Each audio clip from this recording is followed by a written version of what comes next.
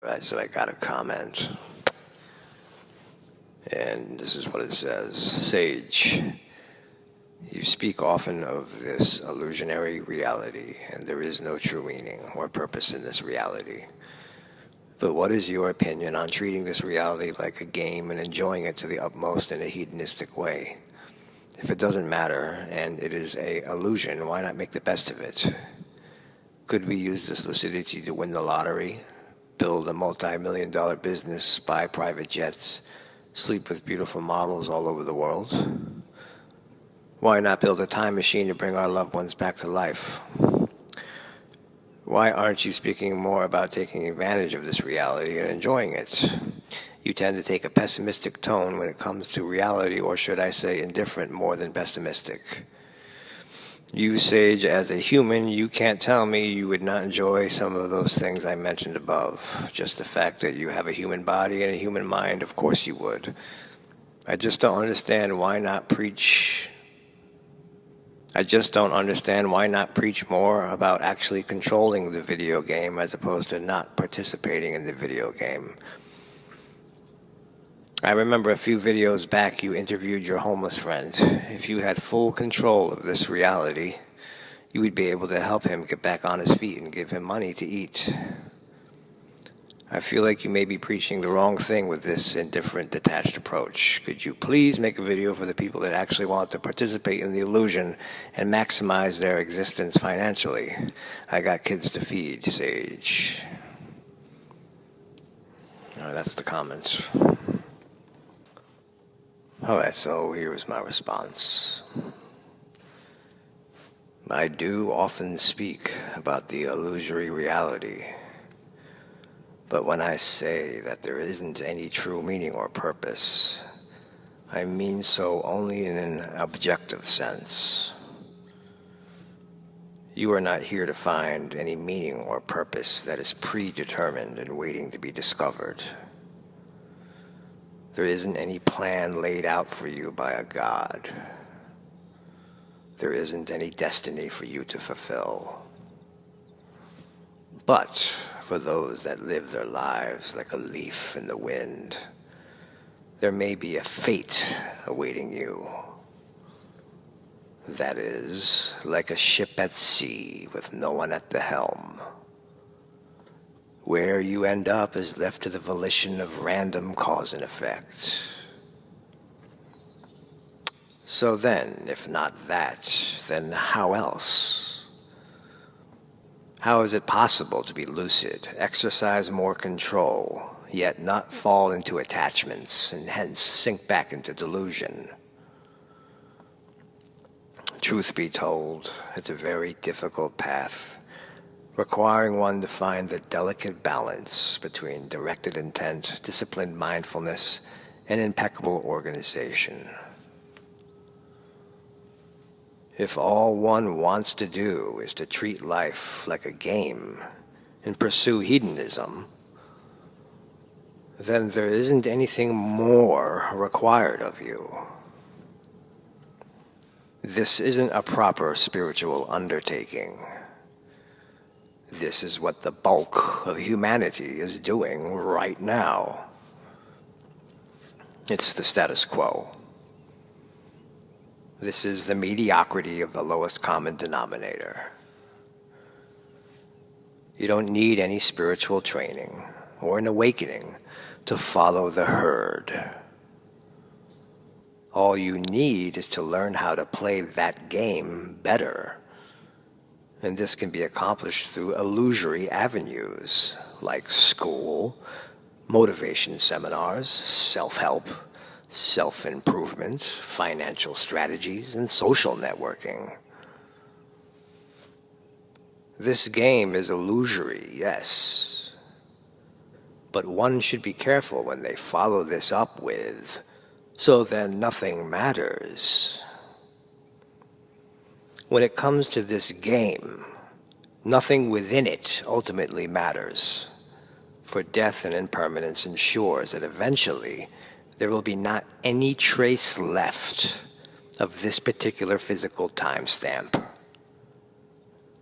You can't make your mark, leave a legacy, or blaze an indelible path for posterity. All of these are merely temporary stains and will eventually be forever erased. Sorry, Charlie. All of your blood, sweat, and tears will amount to nothing in the end. But this is a good thing, despite your visceral dissatisfaction with it. Impermanence is a saving grace, as well as the greatest equalizer. This is the closest thing to an active egalitarian rule that you'll ever hope to find. So if lucidity and awakening isn't your aim, then nothing you do with any of your illusory personas in an illusory world matters, other than causes and effects that might make it more or less difficult for you to self-recognize. But if self-recognition isn't what you're after, then you have an eternity to play games that don't matter. Now, I said, other than causes and effects that might make it more difficult to self-recognize, because this is true.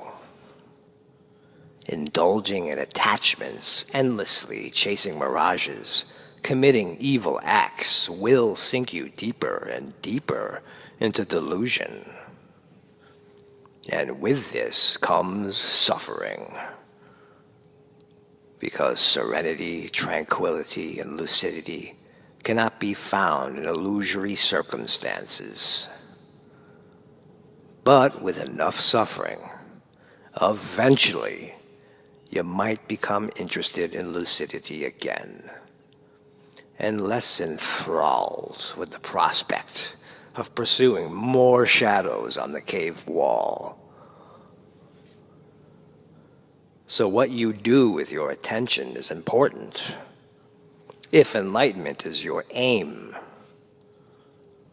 what you do with the seeing very much matters if this is the case. Now, as far as perspicuous manipulation, can one use the lucidity to indulge in illusory conquests and pursuits? This sounds sort of like the ambitions of a Sith Lord. It's contradictory with lucidity to pursue delusion, because with more and more lucidity, the less and less you desire the usual routine of grasping at and pushing away wanted and unwanted illusory circumstances. This is something that's hard to understand and appreciate from a delusional standpoint. If one were to reach a level of lucidity where they could exercise control over the game, the motive for exercising control over the game would be gone. It's no different than a lucid dream you have at night. If you are aware that you are dreaming while you are dreaming, then you are aware that the dream world and all the dream personas, including your own, are a projection of your own awareness. So with such an awareness, what is there to gain, lose, pursue, or push away? With whom would any of those transactions occur? Would there be any point in winning a dream lottery, building a dream multi-million-dollar business, buying dream private jets, or sleeping with dream models? Well, that maybe. But any of those endeavors are only desirable when you are unaware that they are constructs of the mind. It's just more masturbation. If you want to masturbate, then masturbate. But lucidity and masturbatory pursuits are incompatible. Now, there is what I like to refer to as middle-of-the-road lucidity. And this is the gradual stages one moves through before making the final breakthrough. In these stages, as one is slowly becoming more and more aware that they are the totality of the seer and the seen, that some modicum of control can be exercised. But even in these stages, the perceived returns will be in direct proportion to the level of awareness, which will, in turn, provide abundantly, but in direct proportion to the needs, responsibilities, and commitments of the said awareness. In these stages, one can certainly enjoy life, make the best of things, and feed their children. It happens naturally, effortlessly. There's no need to try to manipulate anything. Unless, of course, you want to take more than you need. The less one wants, the more plenitude will be at one's fingertips. Maybe these suggestions come across as slightly pessimistic or indifferent, but they really only appear as such from a perspective of desire.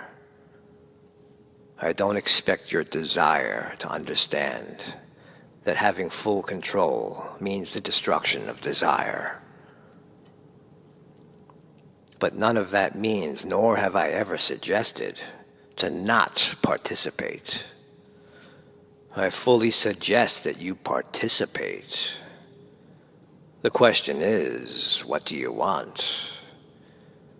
Do you want lucidity or delusion? You have to choose. It can't be both at the same time. Because there is enlightenment, there is delusion. And because there is delusion, there is enlightenment. But you'd be hard-pressed to have a delusional enlightenment. I'm sorry. You can't get your desires through lucidity. You can, however, get your desire through delusional avenues. But it has its own set of rules, and I'm the wrong person to ask about how to achieve that. If you want to chase desire, then you have to acquire your wealth, success, fame, sex, drugs, and rock and roll by the rules of delusion. I understand what you want.